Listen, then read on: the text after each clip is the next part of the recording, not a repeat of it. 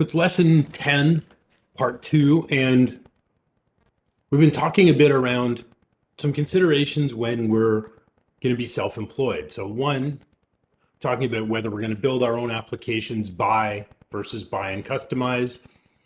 We also did a little brainstorming exercise where we talked about, what would we do? How would we do this if we were going to set up our own business? So as a class, we've highlighted a lot of the things we would need to do in terms of setting this up.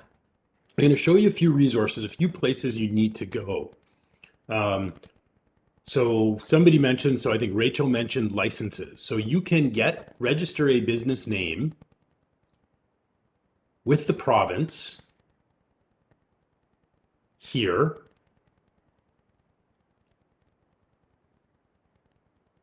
So if you want to register a name, so unless it's something other than your own name, so you want to operate under a business name, then you would register for 5 years. And they haven't changed this cost in it's always been $60. So it's only $60 to register with the province, and you search to make sure that that name doesn't already exist. And then there's different types. There's a sole proprietorship. So I'm going to just work for myself or with a partner. There's different forms. And then we should talk about corporations. So there's links there, and here's a link. Actually, we'll come back to corporations. So first you would register your business with the provincial government. That's number one.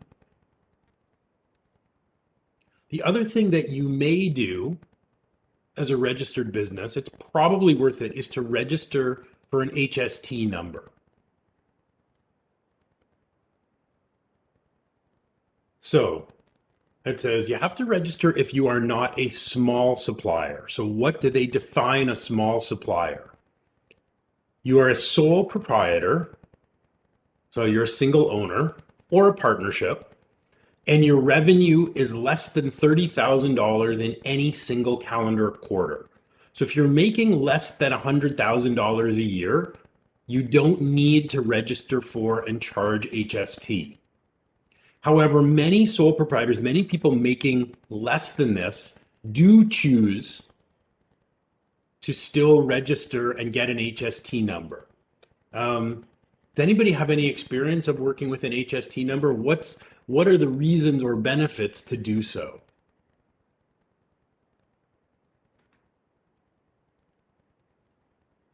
Why would you consider registering with an HST number if you're going to be self-employed?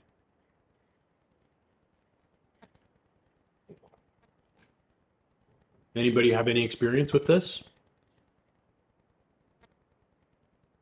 Okay, so that's right, Maggie. It's around whether when you do development work or do design work, whether you're charging HST to your customers. Now, on the surface, you may think, well, this is a bad idea. Why would I want to charge tax? It just makes my work more expensive for my customers. But there are some good reasons why you should consider it. What's the benefit to you if you're going to be a freelance developer, a freelance designer? What's the benefit to you of charging HST on your services?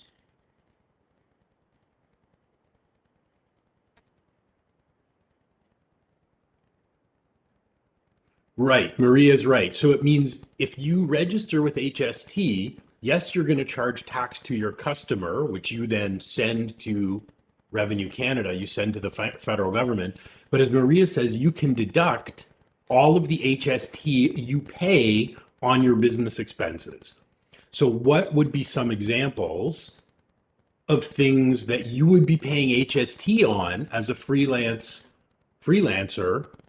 that you would be able to claim back? So Maria said you can deduct from your own taxes. What sorts of things would you be able to deduct? Okay, so a portion of your utilities, we'll talk about that. Yep, so Maria says, yeah, any hardware or software you buy. So you buy a laptop, you pay HST, you get to claim that back. office supplies like your desk, coffee machine. I don't think you actually pay tax on education fees. You wouldn't have to, but if you did, yes, you could claim it. Yeah, anything your office setup. So here, for example, I'll show you my lovely. See in my camera. There's my laptop stand. 3 old textbooks, which I'm tired of using. They slide around all the time. So this weekend I got tired of it. I ordered myself a proper laptop stand. I'm going to pay HST on that. But because I charge HST to my customers, I can deduct that HST that I pay on my new laptop stand, for example. Also, you pay HST on services that you use for your business, things like your internet connection, your cell phone, your hosting plan. If you use a Canadian web host, right? You pay HST on all these things. So this is how it works. Let's say each quarter, when you have an HST number, let's say put in the chat. Let's say I do 10,000. We'll do it here. We'll do it in Word. Be a little easier. So let's see how this works. So from January to March 2021, let's just pick a round number. Let's say I make $10,000 in revenue. So I sell $10,000 worth of web development services to my customers, right? How much HST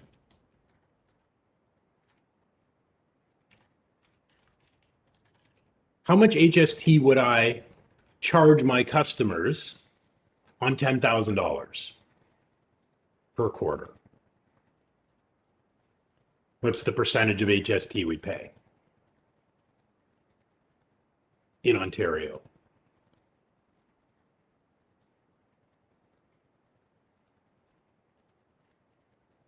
Right. So I'm going to owe. So I charge my customers $10,000, but then on top of that, I have to charge them 13% tax, right? So I'm going to collect $1,300. So rather than charging my customers $10,000, I have to charge them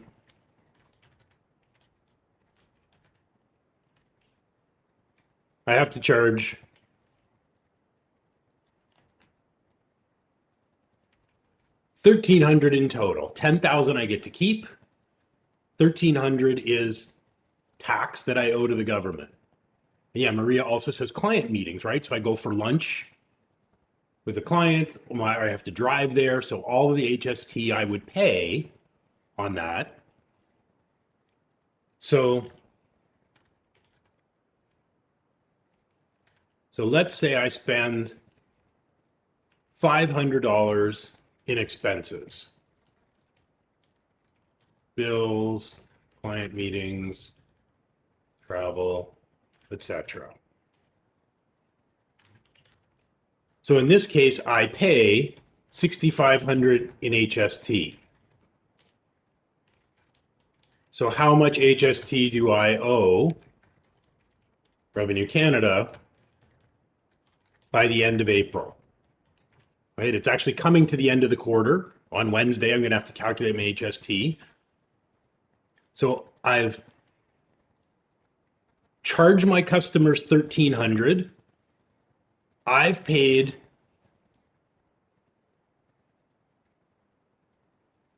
$650. So how much money do I have to send Revenue Canada at the end of April?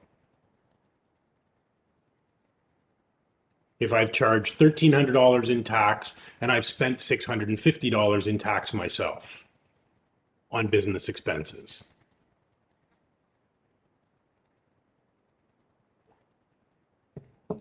Do I have to send the full $1,300 that I collected from my customers to the government?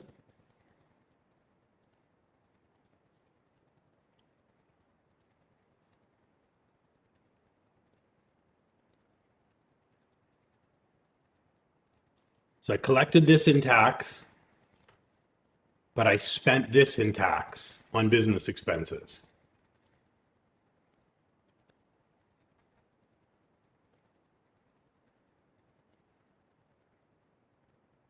Yeah, Maggie, you're right. I would deduct the $650 I spend.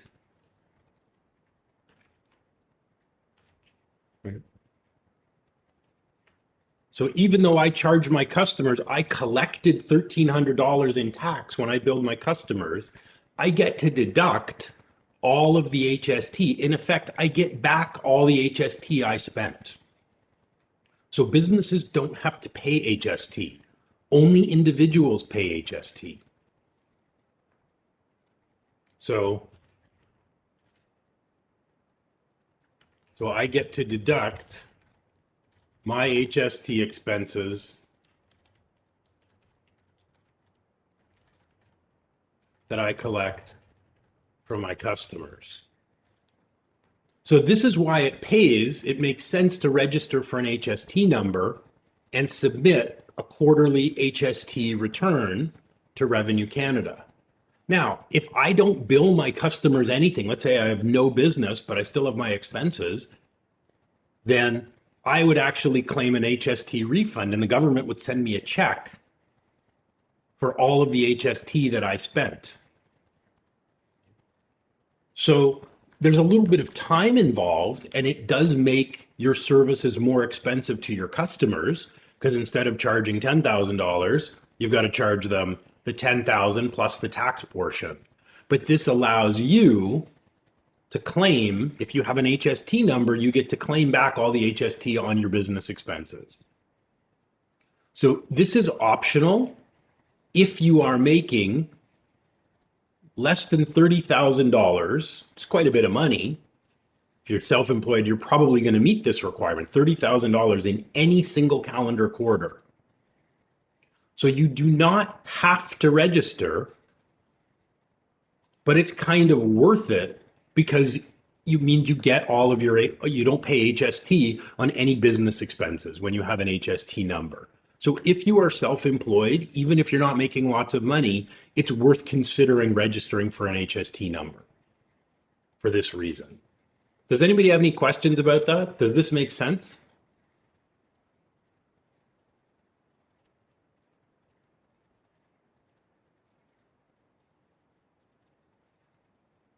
And I don't believe there's any cost to register for an HST number.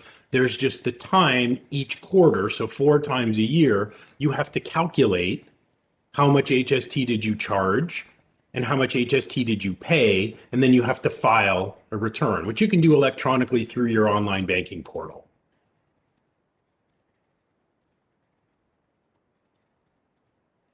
So that's the HST portion. The other part I want to look at briefly for a few minutes is talk about incorporating. So there's a couple of links here. One is about how to set up a corporation, Canadian corporation, and the other one has to do with filing business expenses.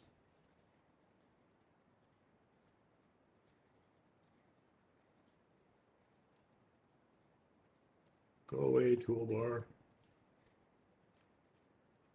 So let's have a look at these. Why would we consider creating a corporation? Or at what point would it make sense for you to think about creating a corporation if you have a web business?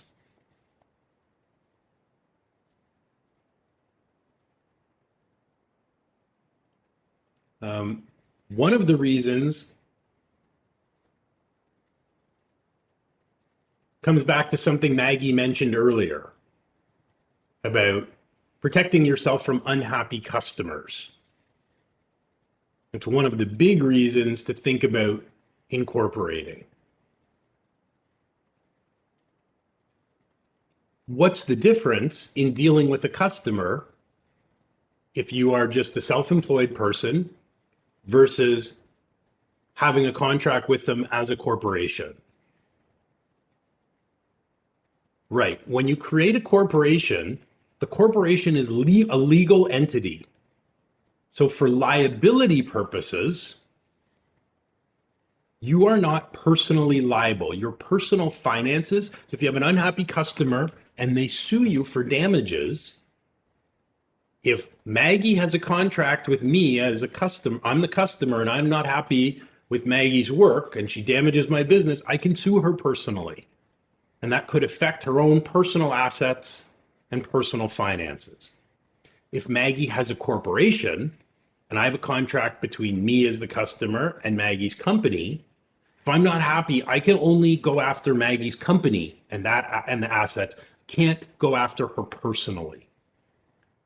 So there's liability issues. So if you're going to do this, you don't necessarily need a corporation to do a few small freelance jobs. But if being self-employed is going to be your main occupation, not a side job, then you should definitely consider creating a corporation. So liability is one big reason.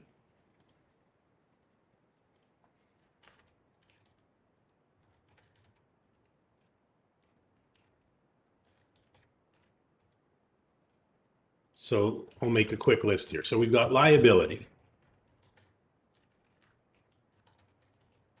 Your personal assets are not at risk in case you get sued. Yes, you can sell the corporation.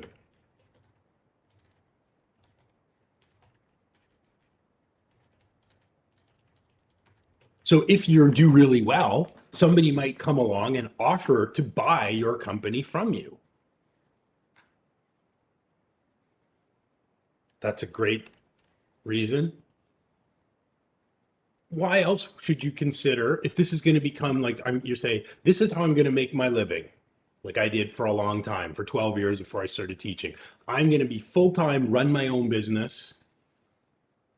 So why else should you think about incorporating? There's a couple of other benefits. So the liability is a big one. You have the ability to sell to someone else. Yep. What else is an advantage over being incorporated as opposed to just contracting yourself personally with customers?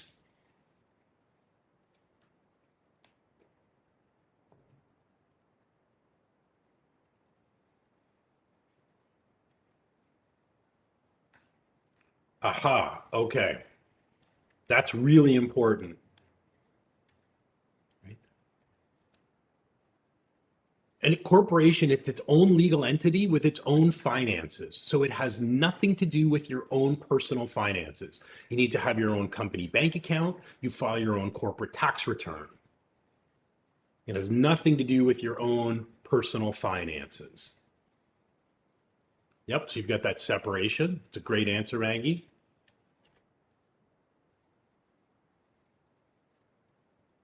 What about from sort of an image point of view? If you think about the optics of it in terms of you and your customers. Yes, so you pay company. And we'll come back to that one in a minute, Maggie, because there's a huge benefit there as well. But what about from an image or an optics perspective? Think about if you are bidding on large contracts, that's really it. Right? It's about creating a sense that you're professional.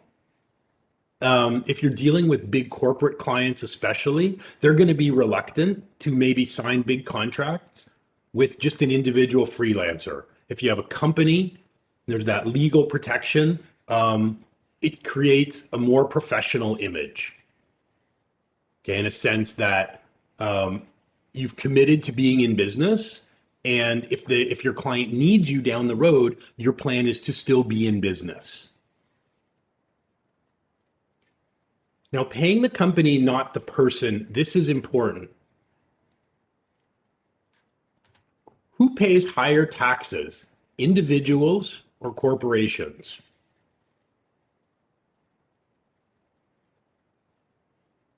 If you charge $100,000 in web development fees as an individual, whereas a company charges $100,000 in web development fees, who pays higher tax? So Maggie says individuals. Other opinions? Do you agree with Maggie? Do companies or individuals pay higher taxes? So here it goes. So Rachel says individuals. Anybody else? Do you agree with Maggie and Rachel?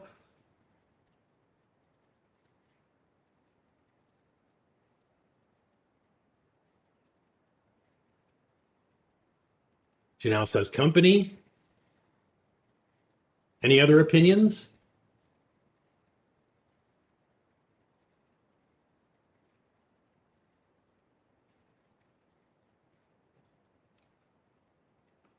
Well, let's take a quick look.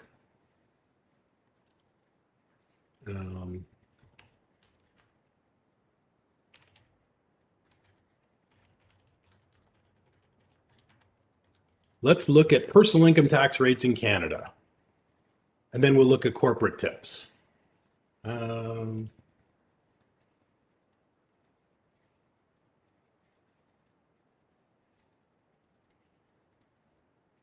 So it does vary somewhat.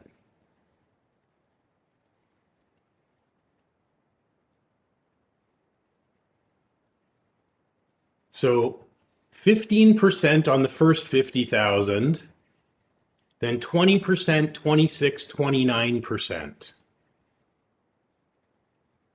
So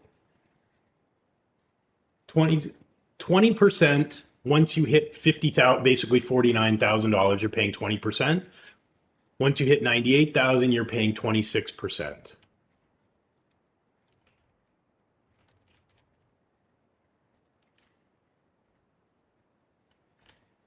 What about companies?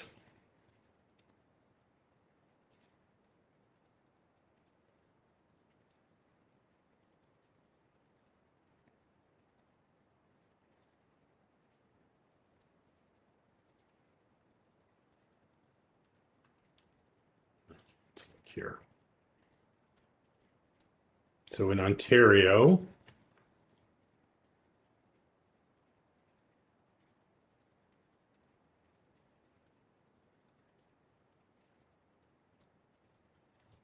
so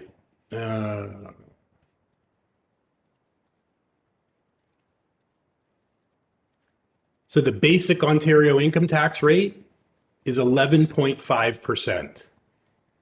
Whereas for personal taxes, you pay 15% on your first 49,000, then it goes up to 20.5.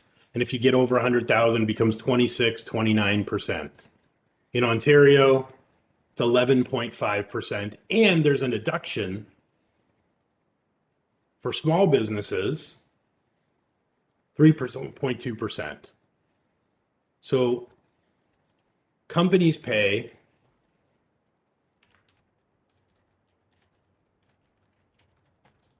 much lower taxes on the same income if you're incorporated.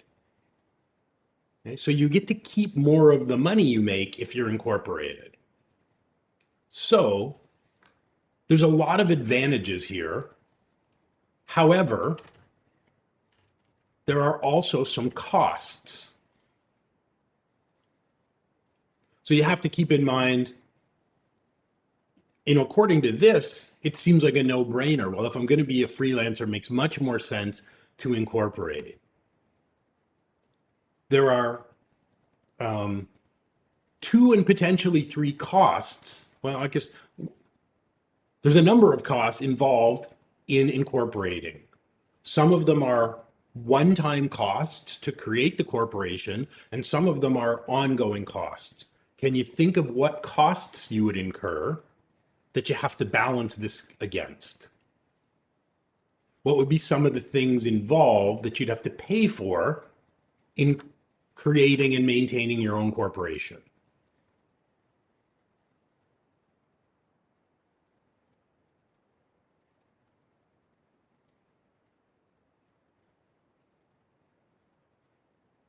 So we're going to pay a lot less tax. But what expenses will we have in creating a company that we don't have? Okay, so legal fees. So the setup is typically probably costs in this range. to create a corporation. You need a lawyer to do it, and you're going to pay a one-time fee, $1,000 to $1,500. So that may not be something you're going to do right away. Once you're established, you have a customer base, you know this is what I'm going to do to earn a livelihood for a while, maybe then it makes sense. So that's your upfront cost. You're going to pay that once.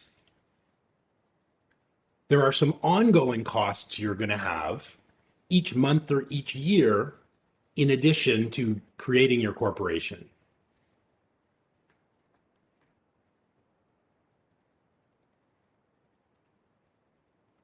They're actually related to the third bullet point above. Within the benefits, there's some costs. Okay, so you may have to do payroll if you have someone working for you, yes. True. But you're going to have some costs even if you are simply a one-person company. What other fees are you going to incur if you run a corporation? Either some of them are monthly, some of them are annually.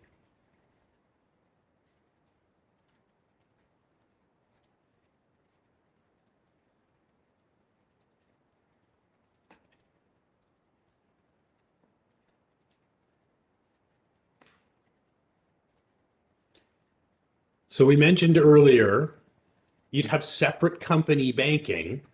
Right. Okay. So you're going to have bookkeeping. So either you're going to pay a bookkeeper or you're going to learn to do it. But you're almost definitely going to need software. So for example,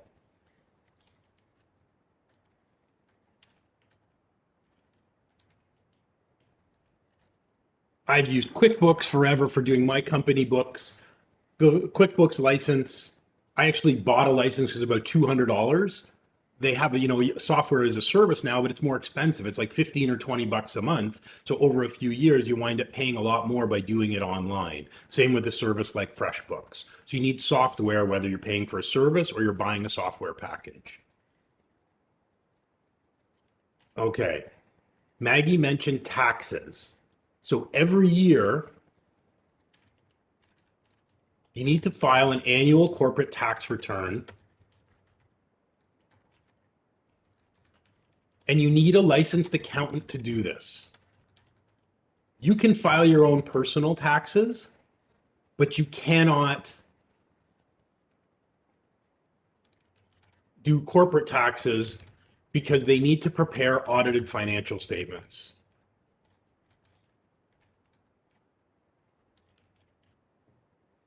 So every year,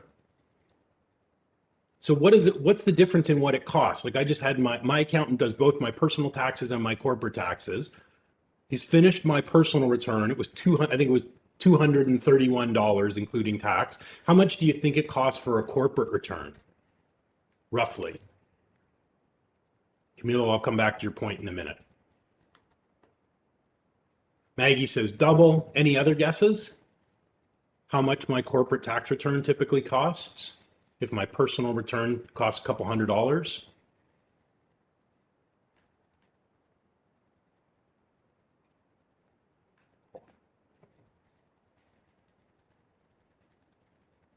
Take a guess.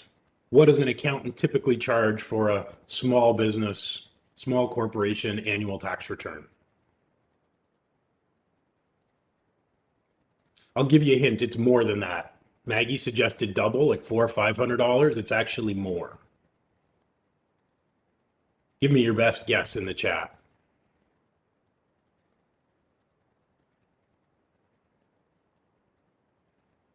And I also say my accounting firm is reasonable. They're not outrageously expensive. So how much money do you need in your bank account come tax time to pay your accountant? Okay, Maggie says 1,000. Any other guesses? Be nice to hear from someone we haven't heard from today.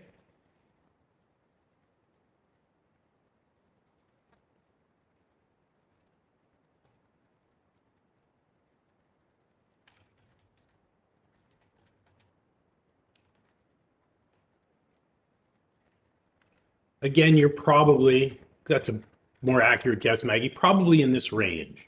So you need to make sure you have this money every year to pay an accountant to do your corporate tax return.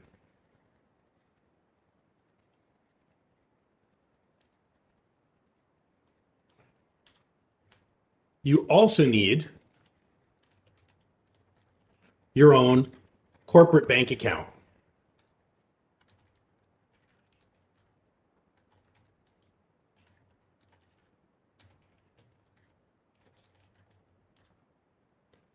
So we've said it keeps your banking separate, but that means you need separate bank accounts. And there's lots of personal bank account options now where you don't have monthly service fees.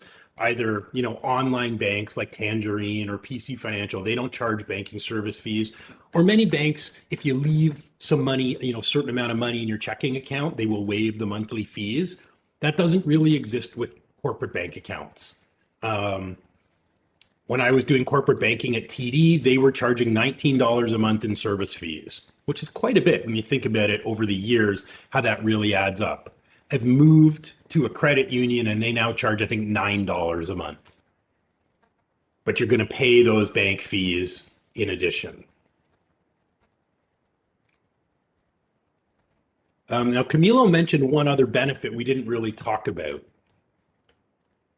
We talked a little bit about before. So that is expense deductions, right? So internet, and we did talk about this a bit before. So how does this work, right? So let's say you work, it's a little easier if you have an office, but how do the deductions work if you work at home? Are you allowed to deduct all of these expenses from your income? Or a portion? How does it work? Okay, so Maria says, no, you can't deduct all of them. You're right. So how do you figure out how much of these expenses you are permitted to deduct if you're working from a home office?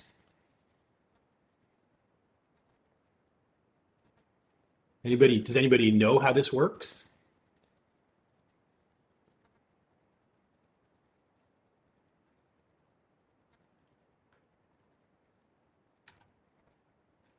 It's actually a fairly simple formula, your accountant knows. So it's based on the number of rooms in your home used for work. And bathrooms and basement don't count. So here's how this works. So for example, I have 6 rooms in my average sized house, right? I have kitchen, living room, living dining. It's one room because there's no wall. I have an office and there's 3 bedrooms. I've got 2 kids. Everyone's got their own room. So I have 6 rooms. I also have a recreation room in my basement, but it doesn't count. There's 3 bathrooms. Those don't count either. So every month, when I get, for example, my hydro bill, my electricity, my rent, my property taxes, my water bill, I can pay 1/6. I pay 1/6 of each bill from my corporate account. So if my hydro bill is $60, I pay $10 of it from my company account, and I pay $50 from my personal bank account. So I pay every bill twice. So my hydro, my water. So it's hydro, water, rent, insurance, property taxes if you own your home, and heat. Internet, I can fully expense. So these would be my partial expense deductions. So I pay 1/6 of each of these. I can legitimately expense because I have 6 rooms in my house and I use one of them for my business. My cell phone bill and my internet, I fully expense those because I use them for work all the time. And those aren't part of the property. So it's basically, that's how it works. It's based on the number of rooms in where you live. There's kind of your formula. So not only do I pay I can deduct the expenses, but also the HST I pay on 1/6. I get back 1/6 of the HST. I don't get all of it back because 5/6 of the HST on these expenses is for personal use. So that's kind of how it works.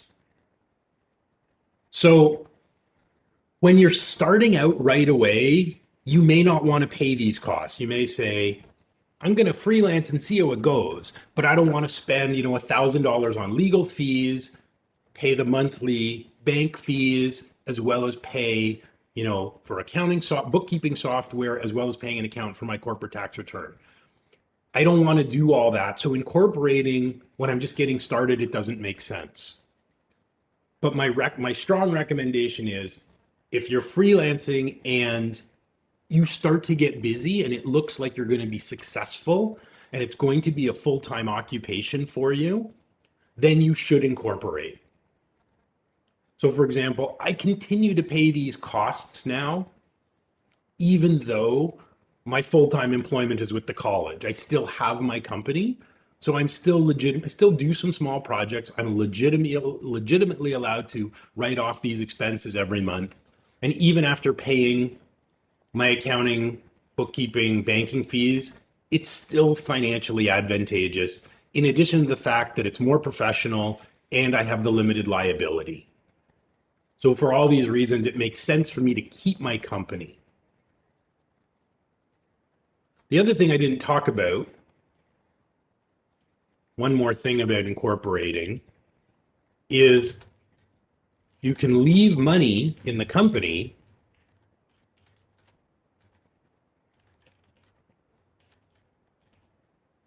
So let's talk about this for a minute. Let's say, for example, your company makes $100,000. You don't have to take, if you're contracting and working personally without a corporation, you're going to pay tax. You have to declare all that $100,000 and you'll pay income tax on all of it, which at the rates we looked at, on the top, you're paying 29% plus. So you have to pay tax on all the income if you don't have a corporation. But let's say in a company, we charge $100,000, but we don't need the $100,000. We don't need all of that money. We can actually leave some of it in the company. We pay corporate income tax on it, but then we have a couple of ways we can take money out of the company. So we can take it out in one of two ways. We can pay ourselves wages, which are subject to regular personal income tax, or the company can issue a dividend. So it's not a regular wage, it's just income the company's made, and these are taxed at a much lower rate. And this is all perfectly legal. So if you take your money out, the company issues a dividend at year end, and the tax rate for dividends is like half the tax rate. So taking out $50,000 in personal income tax, you're going to pay in wages, you're going to pay more taxes than if you take it out as a dividend. And it's up to you. You talk to your accountant and you figure this out, and they'll tell you the best strategy. But ultimately, you get to keep more of the money you make if you are billing your clients through a corporation.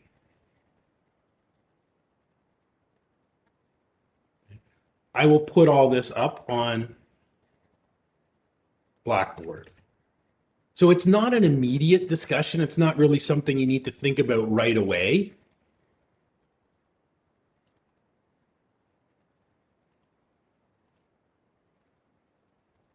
But I have no doubt if we get back together 5 years, 10 years from now, some of you are going to be self-employed. So I wanted to give you a little bit of a look ahead at what that might look like, what some of the things you should consider, and how they're going to affect you, both financially and otherwise. if you decide to incorporate.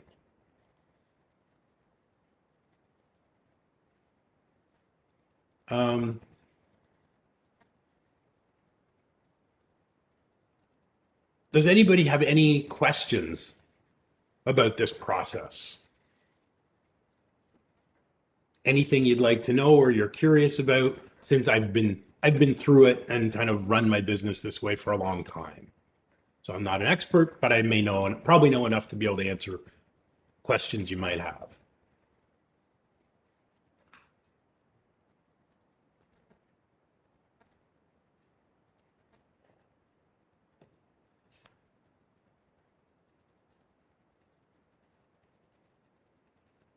It helps. I was raised by an accountant. My dad's a retired accountant, so these are some things that I was lucky enough to be taught by him.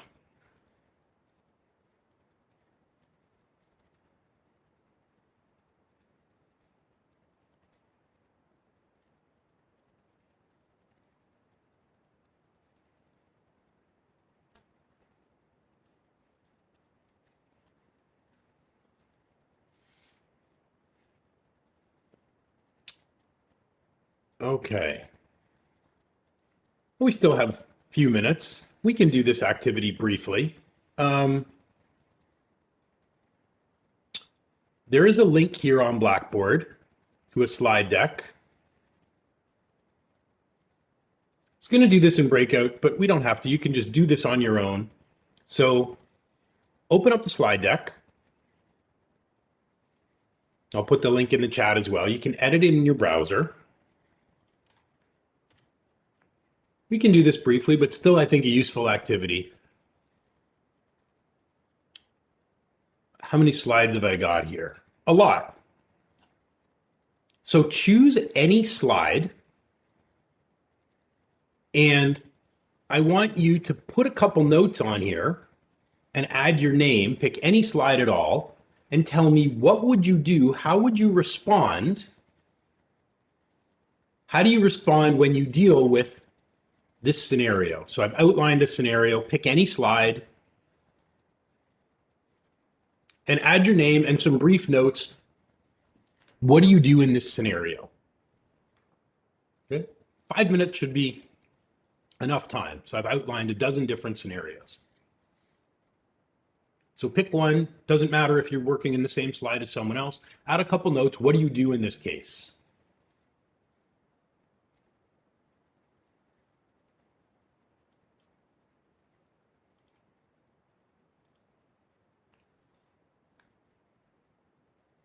I'll just pause the recording, give you 5 minutes. Add your response to a slide. Okay, let's look quickly at some of the comments that are here. So thanks to everybody who's contributed. So client tells you they're going to have someone else do their work. So Rachel says you want to empathize. Yeah, you want to ask them for feedback. Absolutely. And ask them, is there a way you can fix it?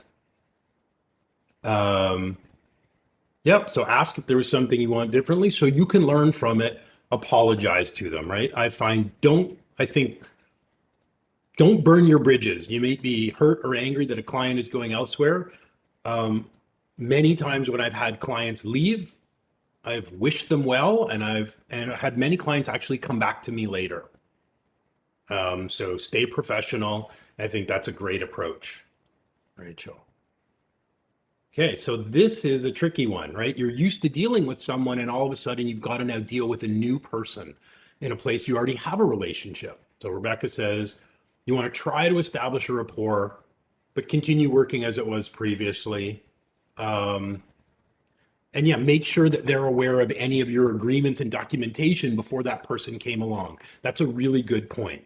And this is a common scenario. And one of the things I think I learned is when you have new management often like to bring in people that they've worked with previously. So if there's a new senior person in at your client, you might expect changes at the lower levels because people have a tendency to bring in people with which they're already familiar, already worked.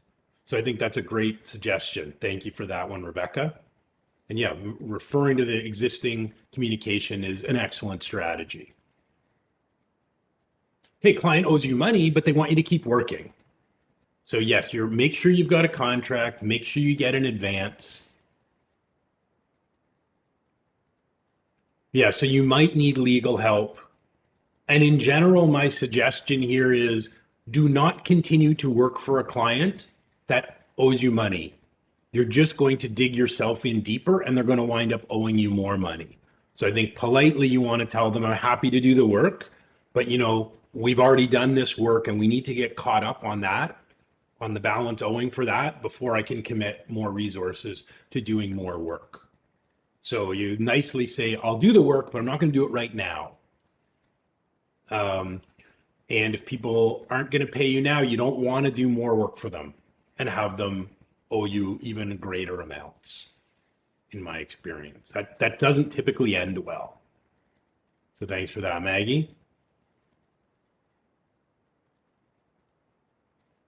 So Young, that's a really good response. Really interesting. Ask them, right? Put it back on them.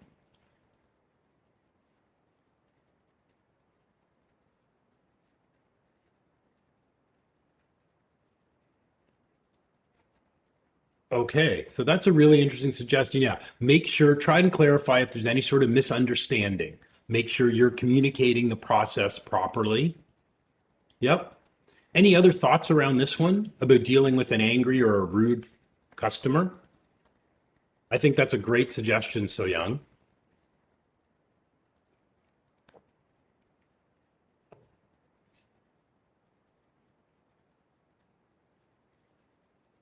I would add one item on here, which is at the same time, you do need to clearly or politely set boundaries, right? An upset client is not an excuse for people to be rude or unprofessional to you. And you should make that clear to clients that you're not going to be sworn at, you're not going to be called names, you're not going to be spoken to disrespectfully. That may cost you business, but you have to ask yourself, do you want to do business with someone who treats you disrespectfully?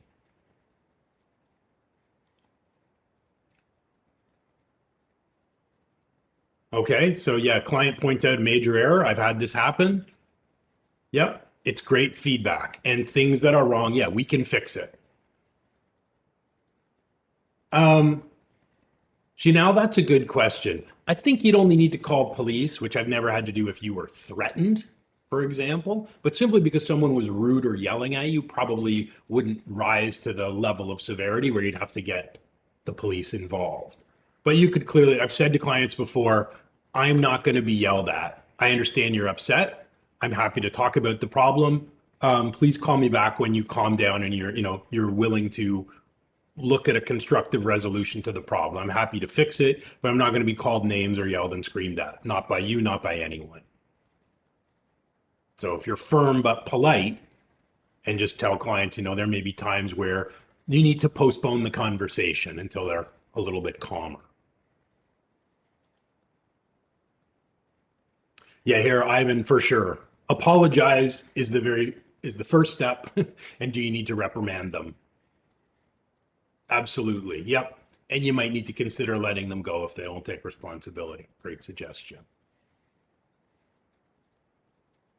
Yep, Janelle, I think this is a great solution.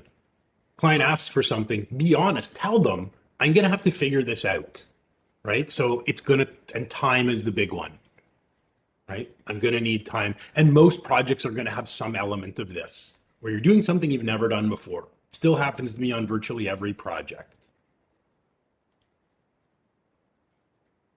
Yes, you definitely want to shut this down. I've done this as well, built an application, did not realize my client was using that application for something that was illegal. So we shut it down. I didn't report it because I didn't want to be held liable. Definitely you wanted to shut it down. So these are the kinds of scenarios, and you could look at some of these others, right? These are all things that I've dealt with before. And if you're self-employed, you're probably going to deal with them. Now it's 11:02, just two other quick things. So thanks for your contributions here. you have other thoughts, I'll leave the slide deck open. One other question, Maria asked a good question about being self-employed that I just want to sort of touch on the answer I sent her privately. And then I just want to talk about next week's class for a second. I'll let you go. So Maria said, do you see more benefits to being self-employed versus working for someone else? There's pros and cons to both. Scott and I have had this conversation many times over the years. As a new graduate, I think there's a lot of benefits to going to work for somebody else. When you are self-employed, you spend a lot of time running the business and you spend a lot less time working on your design and development skills. You also don't have somebody to go to for help and questions. And you don't necessarily have that big of a network when you're first starting out in order to find clients. So my suggestion is new graduates is go and work for someone else. Let them worry about sales and client management and finding the business and expenses and revenue. And you just focus on the job, the design, the development. You also will get to work under more senior people. When you have obstacles, you can go to them for help. And over time, you'll develop your experience, you develop your network. And then you have a better chance of succeeding if you become self-employed later on. So it's not that one is better than the other, but I think being self-employed, it's easier to be successful at it when you have some experience and a wide network in your field. It's also less risky because once you've established yourself in the industry, if you become self-employed and it doesn't work out, either you decide you don't like it, it's too stressful, or you're not making the kind of money you want, you have the network and the reputation you, like Sean did, where you can just go back to working for someone else again, typically for quite a good salary. So in general, I would say it's easier to be successful when you're self-employed. But it's also partly what you want to do. It's your life, it's your career. Being your own boss and making your own decisions is really what you're passionate about. Then absolutely you can be successful at it. It's really a question of what you want to do and how you want to earn a living.